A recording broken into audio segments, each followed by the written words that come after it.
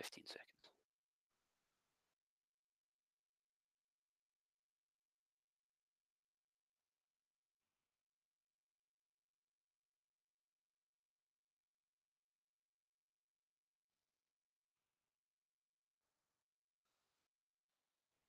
Hello and welcome to this very special live edition of the Gersnet Podcast. We're here to bring you the last word on all of this weekend's Rangers action in a very special live performance. It's unscripted, it's unedited, it's probably unprepared for what's about to happen as we look back at a hugely disappointing draw at home against St Johnstone yesterday, as well as addressing the state of the SFA's disciplinary system. My name's Ross Bennett, and as always, it is my absolute privilege to be your host this evening. Joining us this week, we've even got an extra panel member to join us. First up, it is the archetypal Rangers Da, Colin Armstrong. Colin, are you excited to be here on the live show? Yeah, I'm very excited, Ross, and I'm delighted to be referred to as a Rangers Da. We've got the ultimate Rangers Da patter, and now we're bringing it live to the masses as well. Well, there we go. If the hat fits, Ross, if the hat fits. If the hat fits. Yes. Exactly. Right, also with us tonight, returning to the show, it's the excellent John McCallum. John, how's things at your end this evening? Not too bad. I'm hoping I can live up to that billing. I think I'd prefer to be the Rangers Da. I know, fair enough. To be honest, I don't even know if you've got kids, so I can't call you a Rangers Da. But and finally, that hat's already been taken. That has been taken already. So exactly. And finally, with us this evening, keeping a watchful eye over the proceedings, is the Gersnet commander, Frankie. Frankie, thank you very much for entrusting the reputation of Gersnet into our hands this evening. How are you doing? I'm very well, mate. Talking about Rangers Dads, I'm thinking about filth, just because you have MILFs. So I'm your father. You'd like to, well, we'll leave it there. Absolute filth. Oh dear! Live and censored, expecting, hasn't it? I'm dumbstruck after that. Usually we get Graham editing this out, but there we go. Right, I think lock up all impressionable children who may be listening. Aye, exactly. Look, we obviously, like I say, we're live, we're unedited tonight. So to everyone listening, please do join in the discussion. If you're joining us on YouTube this evening, then there should be a chat section available, so you can drop in your comments, leave your questions for us just there. We're keeping an eye on that. So it's a discussion. It's very much interactive. We'd love for you to get involved, fire in any questions you've got. You can also, of course, head over to www.gersnet.co.uk, get on the forum there. There's a dedicated thread. Any questions you've got, please do get in touch, and we'll try and get through as many as possible. Also, as we're live, you're going to have to forgive any wee mistakes, any naughty words that slip out. So thanks for bearing with us on that. Obviously, we're not being edited, and it's kind of as unfiltered as you can get. Right, we're going to fire straight in and head into the St Johnstone game yesterday. Colin, I'm actually almost sorry that I'm going to have to ask you to relive it, but what did you make of the performance yesterday? It's kind of starting to feel like more of the same, Ross, if I'm being honest. The performances, they're so up and down, and yesterday, I think this side has a real problem with teams that are well organised that just sit in. You know, we seem to lack creativity, and it kind of felt like we weren't going to get anything early doors, and it just continued that way. And I don't like being negative and all the rest of it, but I came out for the game yesterday and I said to my boy, I says, nah, that's it, the league's away. I just cannot see us recovering after Celtic's win today. I can't see us recovering 8 points. We just dropped too many points against teams like St Johnstone, and overall, just really, really flat and disappointing. Aye, flat's a really good word for it. It was turgid, wasn't it? It was uninspiring. It was drab. It was, and actually, you know, the writing was on the wall from about 10 minutes in. You could see that it was just going to be another one of these long, frustrating afternoons. When obviously Celtic weren't playing for another 24 hours, chance to cut the gap and have a wee bit of psychological pressure on them, which is, it's frustrating. Well, I think a lot of that comes down to mentality. You know, I think when you look at the game on the 29th when we beat Celtic 1-0, you saw everybody was up for it. You know, everybody wanted to play in that game, and I mean, they pummeled Celtic. It should have been more than 1-0, you know. But you need to reach that level of performance in all your games. And too often this season, I was having a wee squint through some of the previous games that we've played. You know, we've dropped points against Motherwell, Livingston, Hibs twice, St Johnstone yesterday. And there's another one as well that's sort of Dundee in December there. I counted it up. It's 13 points against these teams, and these performances have littered, Steven Gerrard's time in charge at Rangers, and I think we've left ourselves with too much to do now. And how many times have we spoken about mentality on this show, the mentality of the players? And we'll come on to recruitment actually in a wee bit, because it's something that I think we need to have a slightly critical look at, is the recruitment of players over the last two windows. If we're trying to stay positive, John, can you tell us if anyone actually performed well yesterday? Did anyone get pass marks for you? I think the problem yesterday was it was so predictable. As you said yourself, 10 minutes in, you knew how this game was going to go, and that's exactly how it went. And, we didn't play badly. We just didn't play well enough. We controlled large parts of the game. At the same time, we could have lost it when that boy went through and hit the bar. We were an inch away from losing that match. So in terms of who played well, I thought Foderingham came in and did okay. I don't think you could fault him. I thought he had a pretty good game. He had one very good save. Kamara making his debut, not a player I was all that familiar with at Dundee. He looked comfortable. He looked like a guy who would be a decent addition to the squad. He didn't look like the guy who's going to push us on, but he did okay. The defence played okay. I didn't feel Tav did what you were hoping he would do. He didn't get forward enough. Kent kept on running into bodies. But Fod, the keeper, and Kamara were the two for me that you came away thinking, well, okay, they came in and they performed. But the rest of them were very disappointing. It was a very frustrating day. As I said, you could see it coming from early on, and you just couldn't see how we were going to break that down, because we've just not been able to do it all season when teams come and do that to us.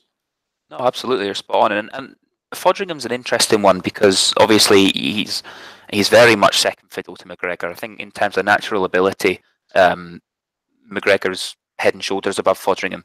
But Foderingham obviously he shows that he's still got the ability to come in and play a really important role for the club.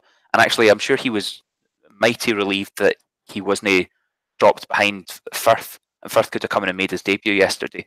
But you're right that Foderingham he showed that he's got value, because there was a lot of discussion, quite a lot of critical discussion before the game about how we're a weaker team when McGregor's away, which we probably are, to be fair. But Foderingham, I'm kind of glad for the guy. I don't think he'll be here for the first game of next season. I think he's probably away in the summer, and that's probably one of those that suits all parties. With we've brought in Firth, we've obviously got Robbie McCrory out on loan, but by all accounts, he's got a lot of potential, and so I think it was good for Foderingham to come and show that he can still cut it at this level. But I don't see a huge future for him at the club, unfortunately. But the other player obviously that you mentioned is Glenn Kamara. Frankie, this was our first chance to have a look at Kamara, who's come in. He's obviously worked very, very hard to get up to speed. What did you make of his performance? I think he was neat and tidy. Nothing overly special. I think he did the job he was asked to do in terms of sort of sitting in the middle of the park, winning the ball back, moving it on. But I'm kind of puzzled, because I think we've got about 3 or 4 of these guys that do that already anyway. So I'm not exactly sure that's what we needed yesterday, and certainly in games where teams sit in, we need somebody that can break lines, that can get forward, that can support the striker.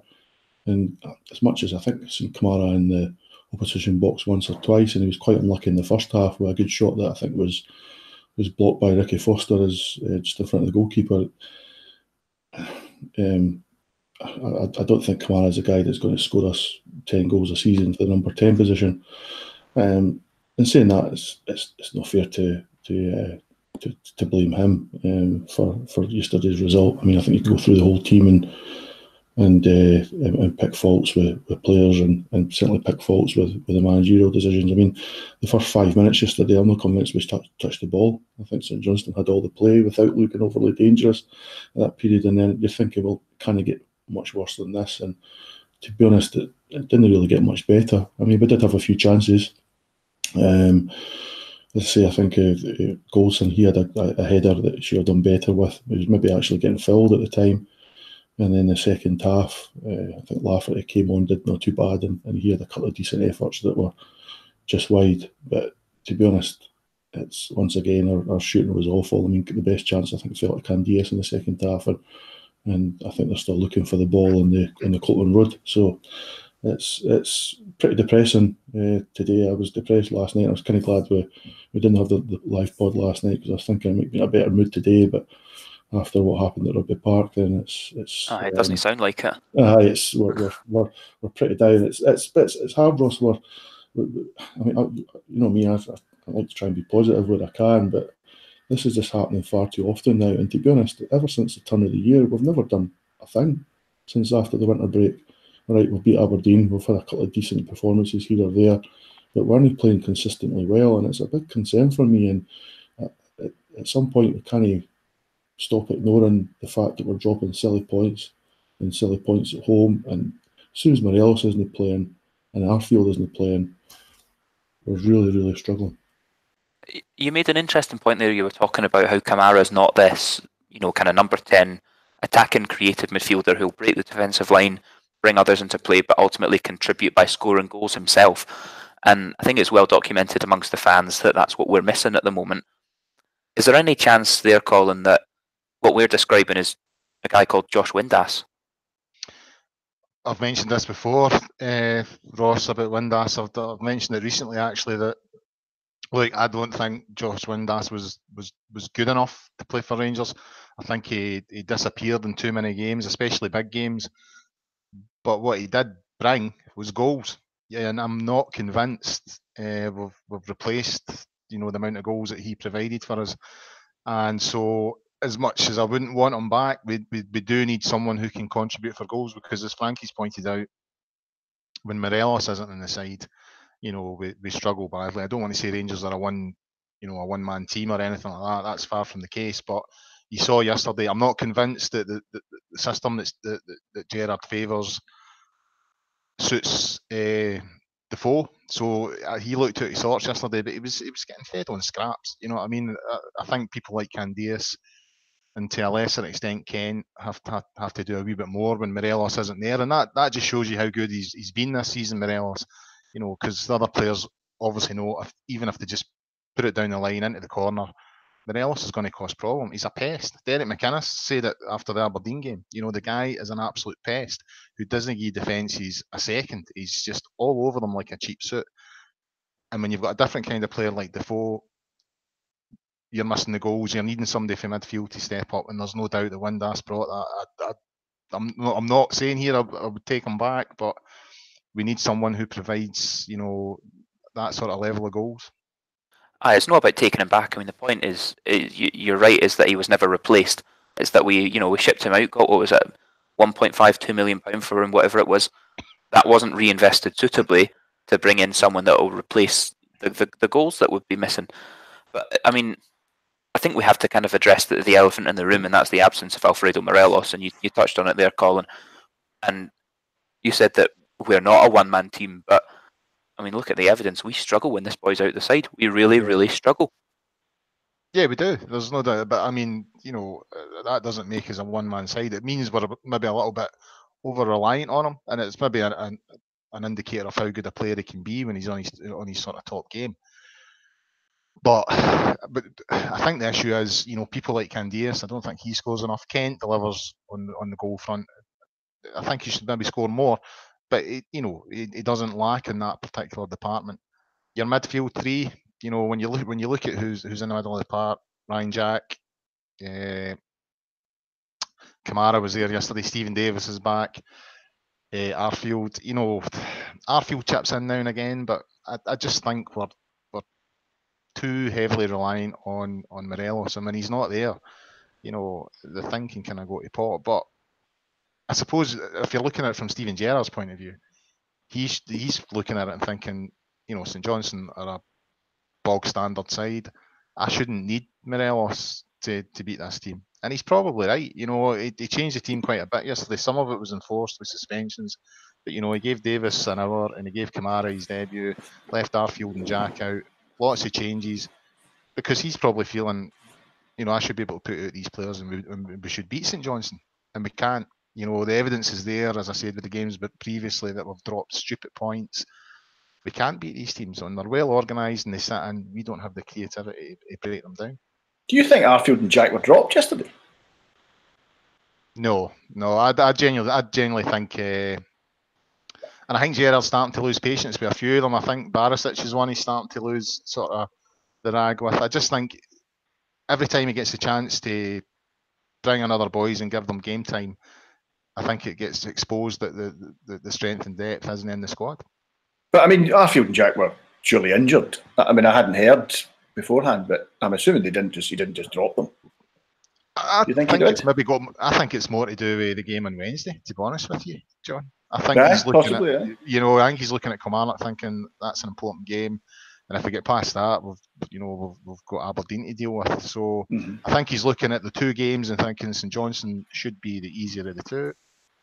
I've got experienced players in Davis there. You know, McCrory's been very solid in his performances this season.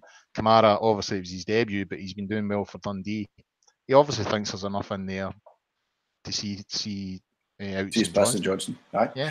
I tell you, a player we're missing this season is Murphy. Murphy chips in with goals. I mean, Murphy will score a goal every third game or so, which isn't bad for a midfielder. Is he a midfielder? I'm never entirely sure. But he's a player we're missing. That's a really good point. I mean, and Murphy was never properly replaced, and I think we'll talk about recruitment a wee bit later on. But Murphy was kind of panic replaced with Eros Grezda, and it's no worked. It's patently no worked. So Murphy was always. It was slightly predictable what Murphy was going to do, and that he would pick up the ball on the touchline, run to kind of 18 yards, and then cut inside and try and shoot from the edge of the box. Yeah. But it was predictable, but Scottish defences aren't that good, so it worked. And he was creative, and he was determined, and he didn't hide. So actually, he's a player that I really liked. And John, I think you're spot on that we really miss him. I think someone that should be performing better than he is and should be contributing more than he is Steve Davis. I think he's now had enough time to try and bring himself a bit closer to full match fitness, and I think a lot of fans, when we found out that he was going to be brought in and that he, obviously went out to the training camp, he joined the squad out there, we had a lot of high hopes and high expectations for Steve Davis. What do you think, John, as to his performances since he's joined? Has he disappointed you? Do you think there's more to come, or do you think it's too early to judge? All three. I have been disappointed so far. I think there is more to come. So I feel that Davis I still think Davis is a great signing. I wanted us to try and get him in the summer, and I was delighted when we managed to get him in January. I still think he is a player that can contribute at our level. I think what I like about Davis and why I think he will come good is that his game isn't based on pace. His game is based on the fact that he has very good ability and he can see a pass, he can read the game well. So, even if he is a yard slower than he was before, I don't actually think that should affect his game much. But I agree with you. He didn't. He looked off the pace yesterday, and in his previous outings, he hasn't looked the player he was. I still think he'll come. I still think it will come good. I'm not entirely sure the position we're playing him in, but I think you could say that about a couple of them. But no, I still think he'll come good, and I still think he's a good signing. Without resorting to cliches, class is permanent and form is temporary. I don't have any worries about Davis. I think Davis is a good signing, and I think he'll do it for us. And I think that he'll start to see that as he starts to get games. I think my biggest issue with Davis, in hindsight, because I'm with John, I was happy that we signed him, but I think we have to remember Davis hasn't played a huge amount of football over the last year or so, and maybe considering, the result in the 29th that put us level with Celtic. Admittedly, they had a game in hand, so effectively they were 3 points in front. Maybe with hindsight, we needed someone to hit the ground running. And given that Davis has not played a huge amount of football, he was never going to be that player. Maybe we've all been caught up a wee bit remembering the Stephen Davis that we had previously. I think he looks well off the pace at the moment. Looks very, very slow. And the games I've seen him in, he's not impressed at all. I'm not saying that he's done as a player, but I don't think he's going to contribute, but we thought he was going to contribute between now and the end of the season. I think worse than being off the pace is he actually looks disinterested to me. His body language is awful. Yesterday, the amount of times we got throw-ins and he made runs up dead end so he couldn't get the ball. I was watching him in particular just because of Arfield not playing. I was hoping for big things from Davis. He's a senior player. He's a talented player. He did a great job in his first spell at us. You clearly aren't a poor player if you can play in the English leagues, in the top English league for a number of years as he has done. And yesterday was absolutely hopeless. He didn't want the ball, didn't show for the ball. When he did get the ball, he gave it away, so you can maybe put that down to sharpness. But this wasn't like 20, 30-yard passes he was giving away. It was 5, 10-yard passes he couldn't make. And I was surprised he made it as long as the 60 minutes before he got taken off because he was really, really bad. Again, it's not fair to pick on one player, I don't think. I could go through the whole team and complain at them, but he was really, really bad. And I think you mentioned Arfield and Jack not being in the team. I think both were probably injured. I know Arfield's supposedly been carrying something from that Celtic game, so I think that explains why they weren't playing rather than anything else. But you really needed somebody like Davis to step in and say that I'm going to take this game by the scruff of the neck and I'm going to win a game for us. And instead, he did the opposite. He hid and couldn't get off the park quick enough when his number came up, and that's a real worry when it's a key signing for the rest of the season. It's a real worry. I think that for me, it's not that he just looks off the pace. It's that he looks his age. That's all it is for me. Is that he looks like he's a mid-30s guy trying to keep up the pace, and he can't do it anymore. And for me, that worries me because will he ever get it back? I don't know. It was a risky signing, not in terms of the financial risk, and there's obviously not been a huge transfer fee outlay or anything like that. But I don't know if he's going to have the impact that we all hoped he would have. And I hope I'm wrong on that one. I really, really do. But we'll just have to see, obviously. I mean, he's played, 3 games and not even a full 90 minutes yet? I think you have to, bearing in mind how little football he's played. Yeah, I know we're all disappointed, but I think you have to. You're being awful harsh. I think you need to give him a chance. You're right, John. You're right. Of course, you're right. It's not fair to judge somebody after 2 or 3 games, but the problem is we're not playing well enough to ease people into the side. It's shown with Davis and it's shown with Defoe. So that's 2 players we really can't afford to play them because they're clearly not fit and they're not working into the system the way we play. So I think you're right there. I think in terms of Defoe, I don't think so much fitness with Defoe is, and I don't think the style suits him. I don't think he's a player that can play the Morelos role. I don't think that's his game. If you create chances for him, he'll score goals.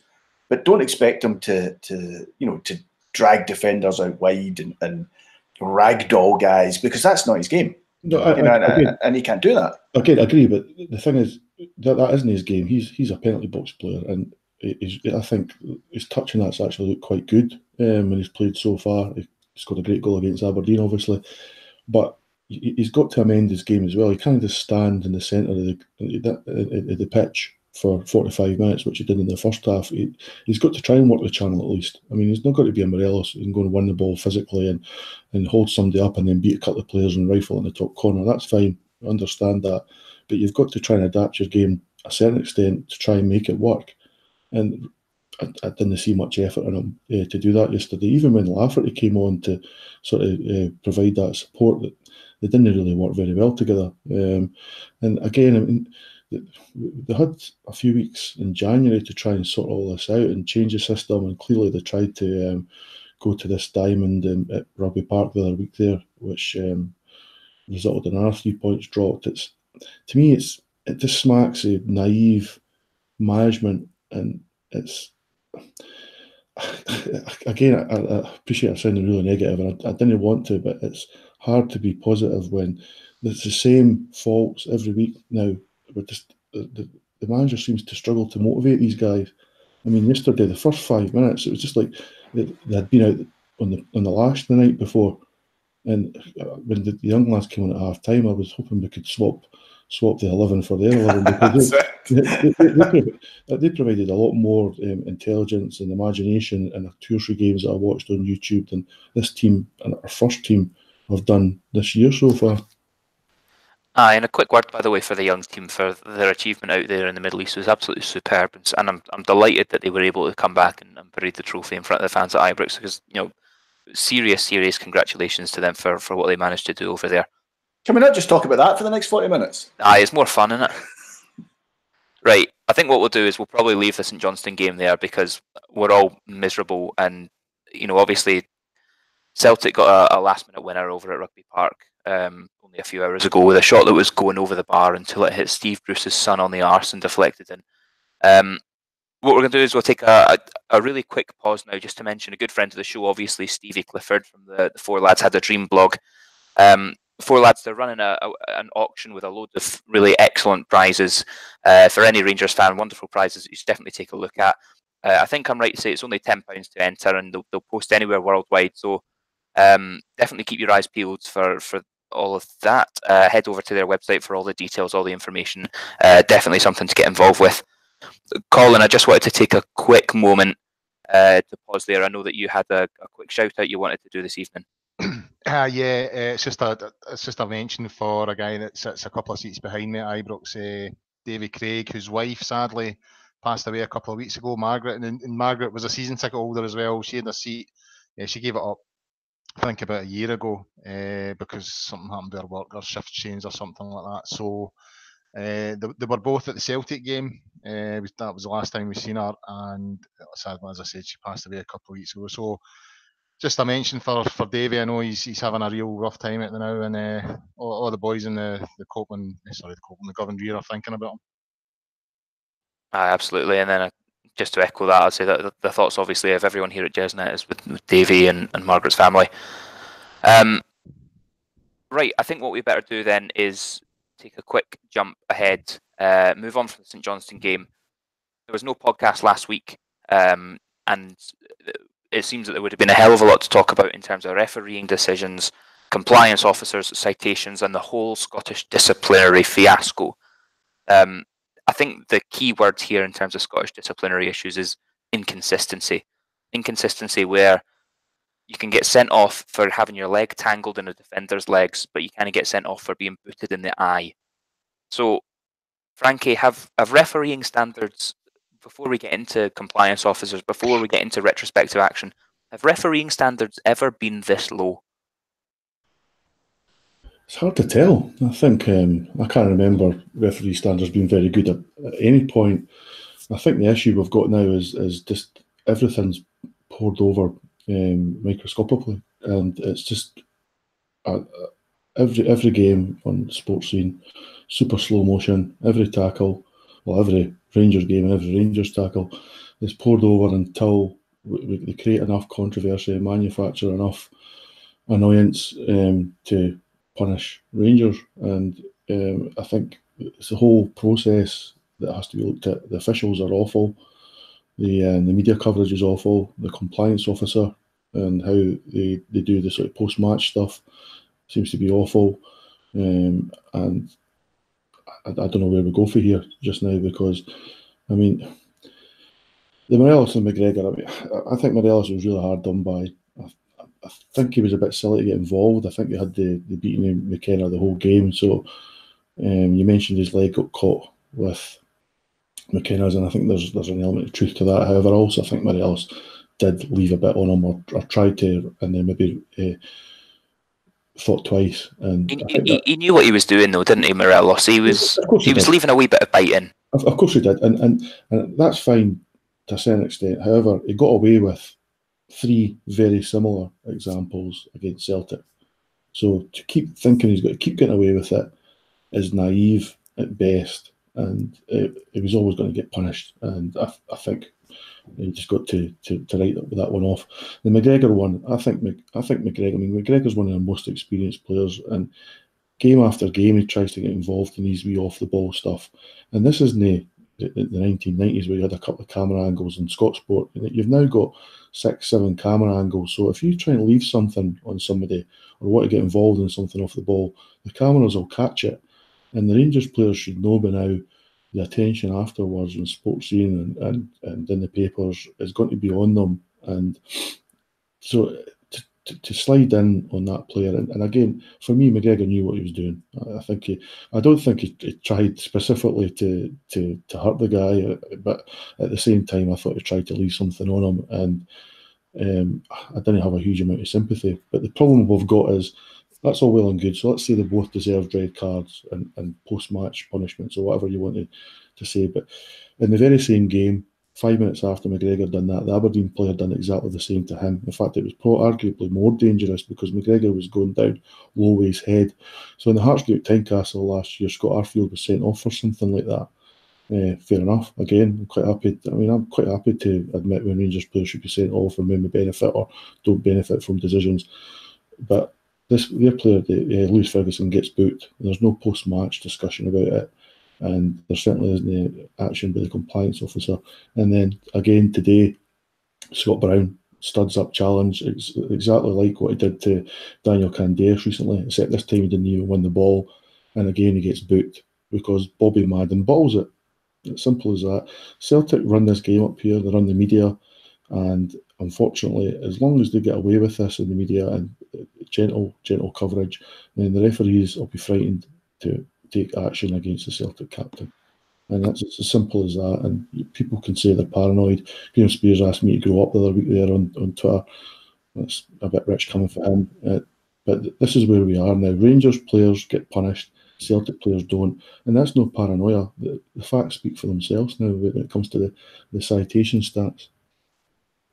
I mean, Bobby Madden's a really interesting one because I think there was so much kind of sniping away at Bobby Madden saying, oh, he's a Rangers season ticket holder, he grew up going to Ibrox, that he's almost been pressured into trying to prove that he's not a Rangers fan, and that was born. I didn't watch their games. I didn't watch their game today, but we've seen it quite a few times with Bobby Madden, and that he's afraid to give Rangers decisions, and that he's very happy to give Celtic decisions. So I've seen that Scott Brown does this. I mean, we've all seen the photos going around on Twitter now. A few hours ago, Scott Brown does this studs up challenge and gets a yellow card for it, and then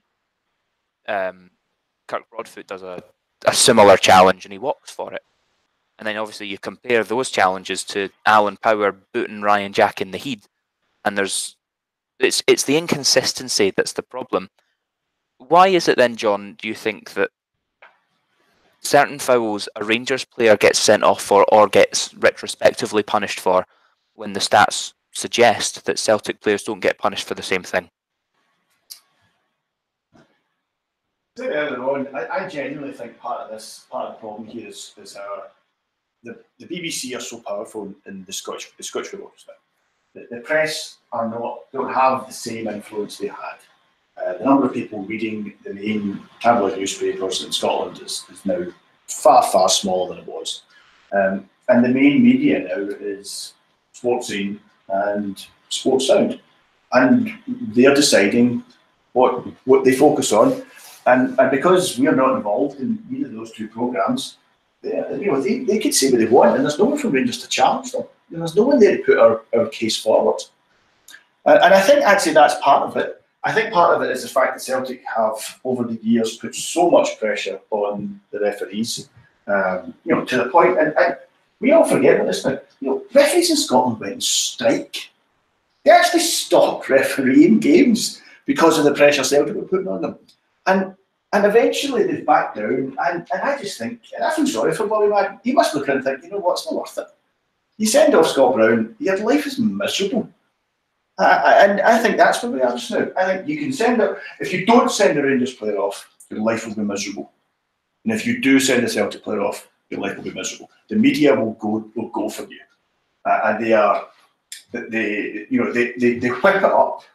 And then the next thing you know, there's head cases sending referees death threats, and then they condemn the death threats. So there's no need for that. But you know what? They've got their story. They've managed to do their 2-hour live thing at the radio where they can analyse all these things and point out how come he didn't get sent off and how come he did get sent off.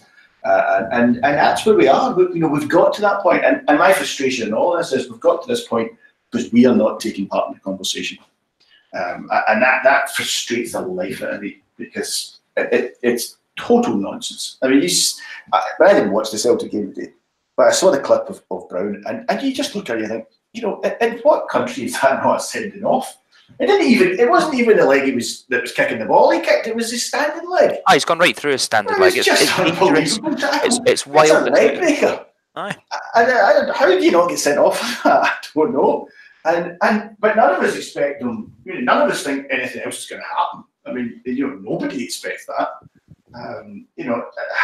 And I heard, did I hear he get sent off for celebrating the goal or something? Aye, he'd already been booked for that tackle, and then when he scored the goal, he jumps over the barrier, and the Celtic fans, by the way, who are quick to point out how embarrassing it is to celebrate a last-minute winner if it's done at Livingston or if it's done at Partick Thistle.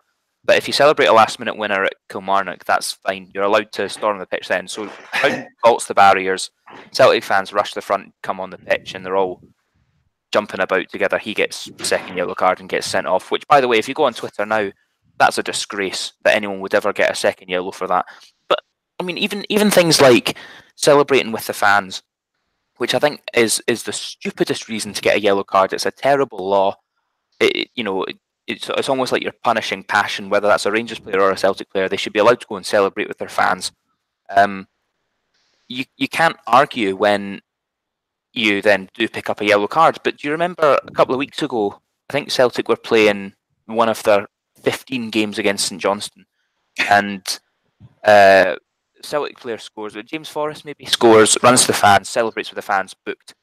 Then towards the end of the game, Timothy Weah scores, runs to the fans, celebrates him with the fans in the stand, doesn't get booked, and the referee says, "I didn't book you because no one in the stand fell over." What kind of logic is that? And that's what you're dealing with. The inconsistency in one game for the same team. It's mind blowing, and so the consistency is right. It's the inconsistency of the whole thing. I mean, the compliance officer thinks it's a nonsense. So that's the question I want to ask. Decides what happens there. Exactly. I think it's just Richard Gordon. Who knows who it is that decides? But it certainly isn't anybody involved in football. It becomes a trial by sports scene, doesn't it? It becomes that these pundits who are, in terms of the laws of the game, they come across at times as unqualified and uneducated, and yet they set the disciplinary agenda. And so, Colin, in that context, when you've got trial by sports scene, you've got guys like Michael Stewart telling the masses how disgraceful this challenge was and how Morales or whatever you want to call him this week knows what he's doing. Does that render the role of the compliance officer unfit for purpose? I don't know if the role's unfit for purpose. I think there's a conflict of interest with the current compliance officer because of our connections to a certain law firm that is linked to Celtic Football Club. But the issue with the compliance officer, and it's the same with any issue around, referees and all that kind of thing, and VAR and all these kind of things, is the things that they decide to pick up on and the things that they decide not to pick up on. To me, there is actually an argument to go back to saying, you know what, the referee referees a game, and at the end of it, what's happened has happened, and that is it. But as John pointed out, the issue this goes back to when the referees went on strike. The whole thing has went tits up from then on in. And you want to know something? See if that situation had come about where our match officials were refusing to officiate a game because of Rangers Football Club, then I think the whole thing would have been, a lot bigger than it was. It seemed to get swept under the carpet a wee bit. It's inconceivable to think that referees thought, you know what, we're not doing this anymore. And by the way, the whole thing that sparked that off, it was a decision up at Tannadice. I can't remember the linesman's name, but it was a game between Celtic and Dundee United. It was a decision the linesman got right.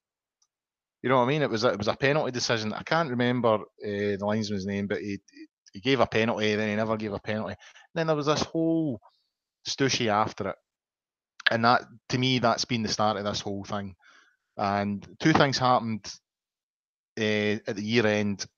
We beat Celtic and took it down to 3 points. A couple of games after we came back after the winter break, we got the 4 penalties.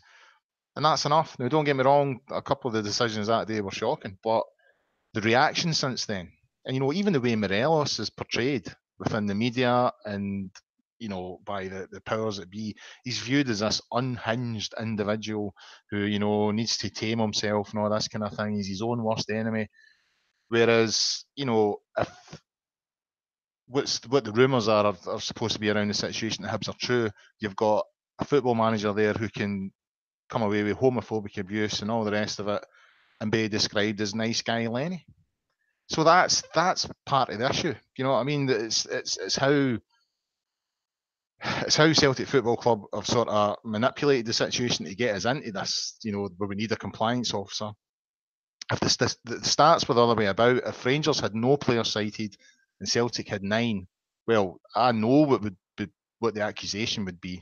We all know what would be getting claimed, but because it's the other way about, it's fine and fair play. It's look, we are where we are in terms of points. We can't blame everything that's happened on referees and all the rest of it. However, the lack of consistency, the sort of farcical nature of refereeing decisions in this country, and then the compliance thing, who gets cited and who doesn't, it's nonsense. It's absolute nonsense. So then the question becomes, what can we as a club do about this? How do we change it? What should we do to respond when, if we go back to the inconsistency, which I think is the key word here, when McGregor can be retrospectively punished for the same challenge as Lewis Ferguson and he gets away with it, or when Alan Power doesn't get retrospectively punished for that challenge, which actually picked up a lot of traction down in England. I think people going, how the hell is that no a red card? In what country is that not a red card? Because it's a disgusting tackle. So when these... There's inconsistency in other things as well, Ross. When Rangers, you're saying, what can Rangers do? Well, Rangers tried. They made a comment about... Who was the ref? They came out and Willie Collum. Willie Collum. Was it after the St Mirren game when Candias was sent off for blowing a kiss? Exactly. Right? Exactly. So Rangers have made a comment at that point, and they were charged and fined £6,000 by the compliance officer. Celtic then go to town a few weeks ago there on a referee, and nothing happens. You know what I mean? So there's inconsistency at every level, and you have to remember, people saying, well, what can the club do? A former St Mirren chairman, was it? What was his name? Stuart Gilmore said that he's actually went on record as saying Peter Law runs Scottish football. So that's what you're up against. So it's very, very difficult. If someone within the game is saying this guy basically is pulling all the strings, what can the club do? Because if we protest, if we say we're not happy about the standard of refereeing, we're getting fined. So I don't know where the club can go from here. Exactly. Exactly. It was last time we spoke out. It was 7 charges. I think I'm right in saying 7 charges against us. I didn't know there were 7 laws that we could break by making a statement. John, what do you reckon? What should we actually do about this? Because I've seen a lot of comments over the past 10 days, 2 weeks of folk saying that the board are letting the fans down by not speaking out on this kind of thing, which I don't really buy into, because the board will be paying the fine that inevitably lands on the doormat. So what are they supposed to do? What can the club do to try and address this? What can they genuinely do? I guess there's more could be done behind the scenes, and perhaps there is more being done behind the scenes. You can't help but think there must be other clubs in the league looking at this thinking, really, this is how this works. We're not the only club that had players cited. And so you do wonder if there's, surely some of the other clubs will look at this and say, right, that the game is, the dice is loaded here, and it's loaded enough in terms of how much money Celtic have got. So do they need it loaded more? So you do wonder if there's stuff being done there. I could see a few clubs who would have absolutely no interest at all in talking to us and trying to make things better. But there are other clubs in the league who surely would look at this and say, yeah, something has to be done.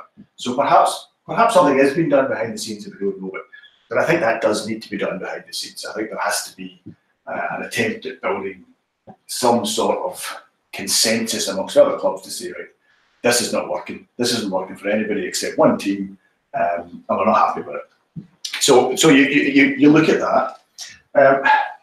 In terms of speaking out, a £6,000 fine, I personally think that's worth it. I think it's worth taking a £6,000 fine.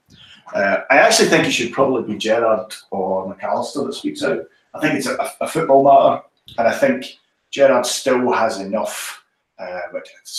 Gerrard definitely has enough clout and enough respect in the game that if he speaks out about it, that people will listen, it will be reported, it will be dealt with. Whereas I think if one of the directors comes out, I don't know, I'm not sure. I genuinely don't know if I'd agree with that, because the general attitude that I'm seeing towards Steven Gerrard from the sort of main commentators in Scottish football is one that's quite sort of antagonistic. You know, I don't see any sort of fawning over Steven Gerrard. I think if Steven Gerrard was to come out with a comment about the standard of refereeing, I think the accusation that would be aimed at him by the usual suspects is one of paranoia. Here's this guy coming into our country telling us that the game's rotten, this, that, and the next thing. I don't think anyone would listen up here. I really don't. I think the media here would absolutely take the opposite view from him. But I still think he's got enough in football. You know, I still think that he has done enough in football, and he has enough. He has enough in the bank in terms of what he's achieved in football that I think other managers, other players, and you would hope people involved in running the game would listen, would take on board what he's saying.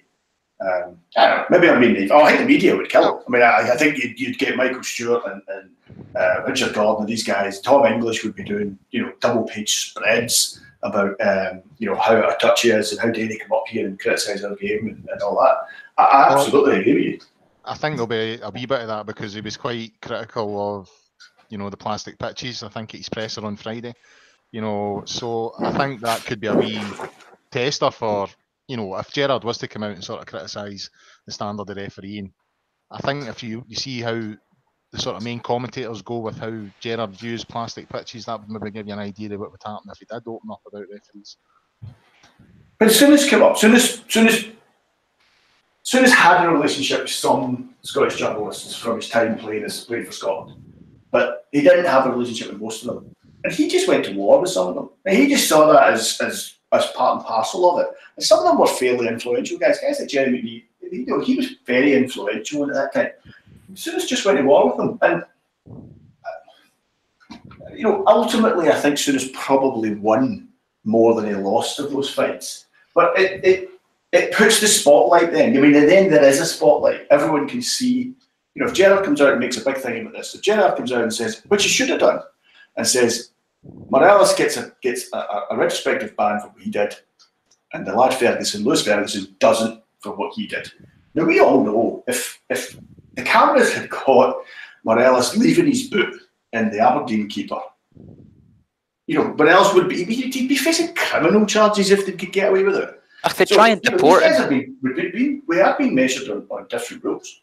And I think Gerrard's the guy to call it out. I think he's the guy that has the clout to call it out. But I understand what you're saying, Rob. I just think that's me to say we shouldn't do it. It's a really tough one, and I think it's a catch-22. It's a classic catch-22 no-win situation for Rangers, because it's not just the monetary sanction that we would inevitably get when we do another statement. It's the ridicule that goes along with it, and it's fine. No one likes us. We don't care, of course. But it's the kind of the PR around doing these statements is to me not worth it. And so I don't know. I think actually it's an interesting point about Gerrard or McAllister could call it out. And to be fair, Gerrard has done it in a subtle way so far. He came up and within a few weeks of being at the club, he did say, it seems like decisions have been going against Rangers for a number of years. And at that point, he was slaughtered immediately. So, he's come up here, he's only been here for 2 minutes and he's already telling us that our referees aren't good enough. Of course, it's okay for Celtic to do that, but no for Rangers to do that. So it's a really, really difficult one. I don't think there's an answer to it, but unfortunately, the situation's not getting any better. It's been getting worse and worse for a number of years, but this season, it really does feel like things have escalated very, very quickly. The reason there's no answer to it, Ross, is because of the power base. And at this moment in time, the power base in terms of who runs Scottish football lies to the east end of the city, in my opinion. And that's why there's nothing we can do. I don't at this particular moment in time, unless some more prominent commentators in Scottish football appear on the scene that are less antagonistic towards Rangers, then you've maybe got an avenue to to get your view across. But right now, the main ones who sort of run the narrative in this country do not like Rangers Football Club. So I genuinely don't know how the club deal with us. It's one of those, as Frankie pointed out, citation stats. It's all there. It's there in black and white. 9 Rangers players called for retrospective action, 0 Celtic players. And you've seen Scott Brown today getting away with another one. How many has he got away with? I'm not asking for favours. I'm not asking for us to get, 4 penalties in a game. When I saw those 4 penalties, you call them how you see them. And I thought 3 of them, we should have had 3 penalties that day and 2 shouldn't have been. Not looking for favours. You're just looking for fairness and you're looking for consistency. And it's not there at this particular moment in time. It is not there. It's a total shambles. You're spot on, Colin. Right, very quickly before we go, I don't want to run out of time here. I'd really like to touch quickly on the recruitment and the shape of the squad. We kind of alluded to the fact earlier that going into the winter break level on points, we failed to really kick on after the win against Celtic in December. We really needed to kind of take that and start building some momentum, get some confidence going. And obviously, first game back in the league, we throw 3 points away at Rugby Park. So we failed to really push on. And I wonder how much of that is to do with poor recruitment. Frankie, obviously now the players have had enough time to bed in, to settle into life at Rangers. If we look back over the last 2 windows, both January and back in the summer, Stephen's first transfer window at Ibrox, do you think the recruitment on the whole has been good enough? Short answer, no. I think in key areas, I think we've struggled. I think I've got a bit of sympathy in some respects. I think from the very start of the season, I've been looking for backup for Morelos, and I don't think we've got it. I don't think Defoe supplies it. I think he's a completely different type of player. I think the way we play, I think what we should have been looking for is a carbon copy of Morelos. I don't think Lafferty is that either. So I think I don't think he was a great signing.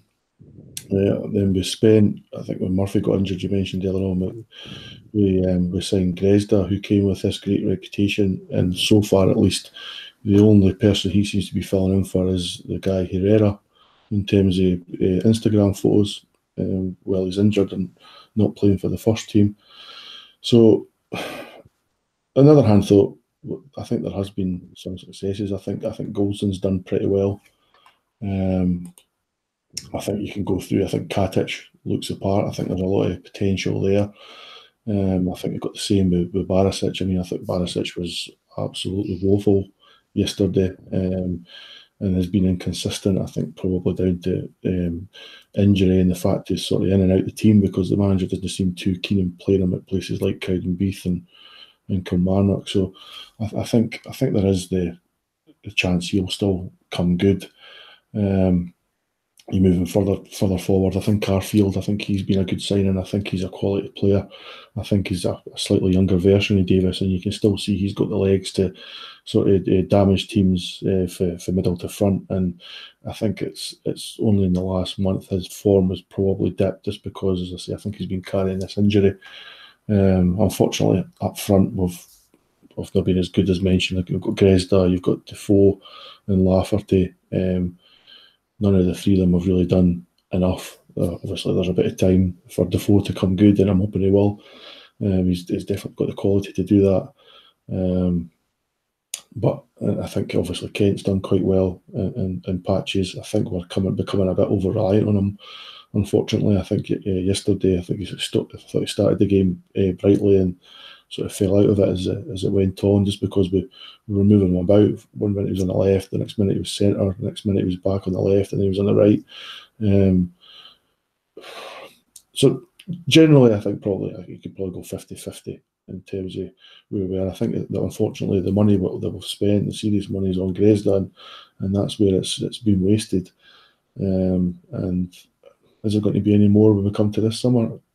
Possibly. I think the fact that we did so well in the Europa League means there should be some money to spend. Obviously, the season ticket sales have been phenomenal, and just the one-off. I'm sure there'll be another big crowd on Wednesday, despite yesterday's result.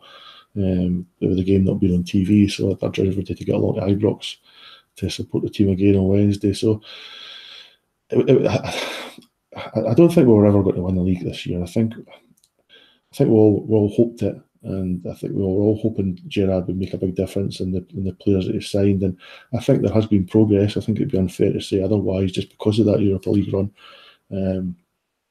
Unfortunately, things have stalled a bit just now, and is it going to get better?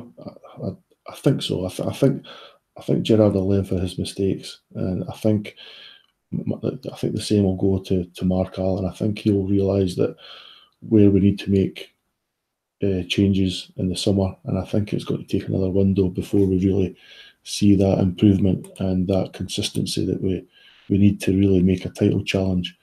And by all means, the league's not finished this season. I think beat Celtic in the next game is back on, and if we can try and find a bit of form, but I think we're really looking at next season now to really mount a challenge, and let's hope the recruitment's better in the summer.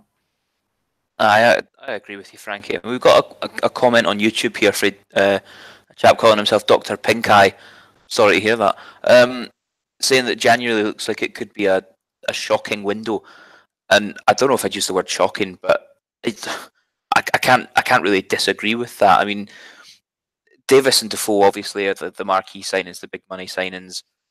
I think Defoe, I have more faith in that he will come good, because he just has this goal scoring quality it's natural, it's instinctive, and that's not gonna. He might lose a yard of pace, but his game's not necessarily about pace. It's about the clinical finishing.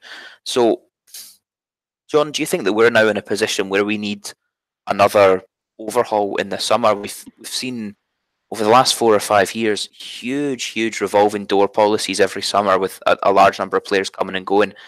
Are we going to have to see that again for 2019, 2020?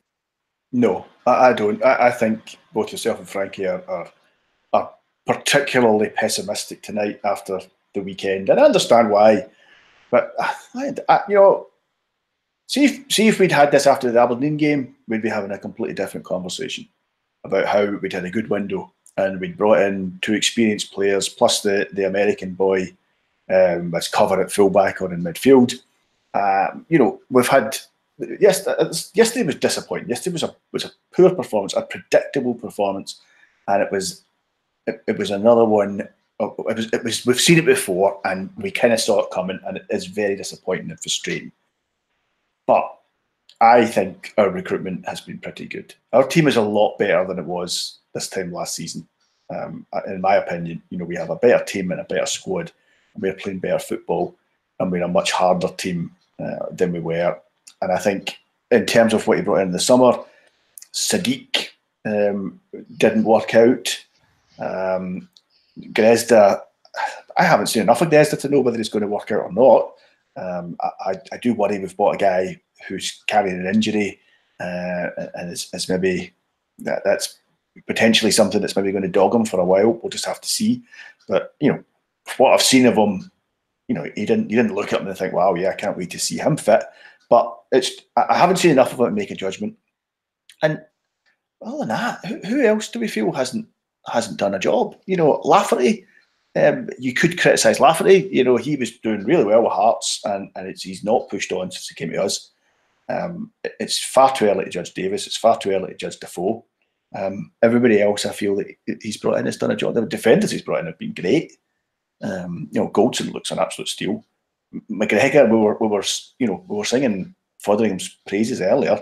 When we signed McGregor, I was puzzled because I thought, I think the keeper's actually okay. Fotheringham's actually a good keeper. But McGregor's been a fantastic keeper. A great signing. I don't know. I think we're maybe 2-3 players away. We need a goal scoring midfielder. We need somebody who can score goals from midfield. We're looking for a guy who can come in and score 10, 11 goals a season from midfield. And we need somebody who can unlock a defence, a guy who can just play that killer pass or make that run.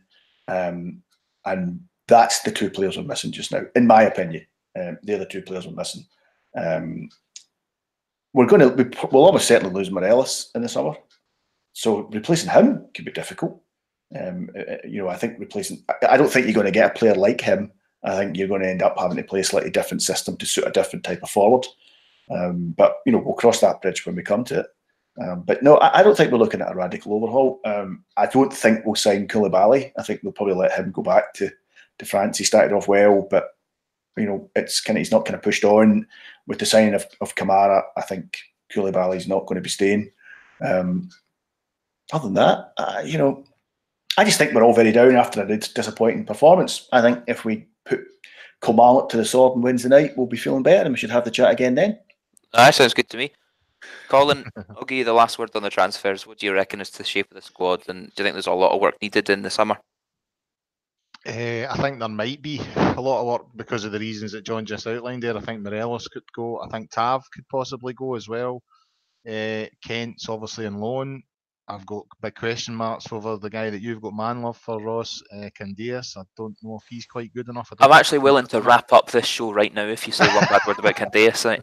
Well, I'm sorry. He was honking yesterday. And again, these performances sort of litter his time at Rangers. He comes out and plays very well, and then occasionally, and then too often, he just tries to be a wee bit too fancy at times. So I think I could actually maybe see, Worrell, he's on loan. I've got question marks about Barisic, and I think Gerrard's got question marks about him as well. So I think there might be a wee bit more movement than you think, especially if we get a decent amount of money in for Morelos, who I think will undoubtedly go. And if Tav goes, we could be looking at a decent transfer fee for him as well. So there could be a decent amount of money coming in. So I think you might see a bit of movement in the summer, yes. I think you're right. And, Tav and Morelos, if they both go, I think Morelos is probably 80 to 85% certain that he'll be away. If Tav joins him, we could be looking at upwards of £20 million coming in, which is huge for us, absolutely massive. And it just means that it has to be properly reinvested in quality. Yeah, it has to be reinvested wisely, I think. You know what I mean? I think John makes a good point about, this season in particular, Morelos isn't the type of player you can replace, because he's just one of those ragdolling type strikers that just creates so many problems. I don't think you're going to find someone else like that. You maybe just need to tinker with the system a wee bit and bring someone else in who's going to get you 20 plus goals a season. Exactly, and that's hard to find. It's so hard to find. There's no guarantees. We thought in players like Grezda we were getting the next big thing, and it's almost like it's turned out to be the Eastern European Nuno Capuccio. But I mean, and we all remember him fondly. I know Nuno Capuccio marauding down the left wing. Shocker. Right, guys, I'm afraid that's probably just about all we have time for. I want to thank all three of our guests, John, Frankie, and Colin, for the excellent insight this evening and for giving us your time. If you've enjoyed the show tonight, then please do make sure you leave us a wee comment and let us know what you think. You can always head over and join the discussion at www.gersnet.co.uk. Get signed on up to the forum. Check out all the articles, all the discussions, the match previews. It's all free. It's all quality. Definitely worth a few minutes of your time. All that's left for me to say is a really, really big thank you for joining us on this very special live edition of the Gersnet podcast, and have a great week.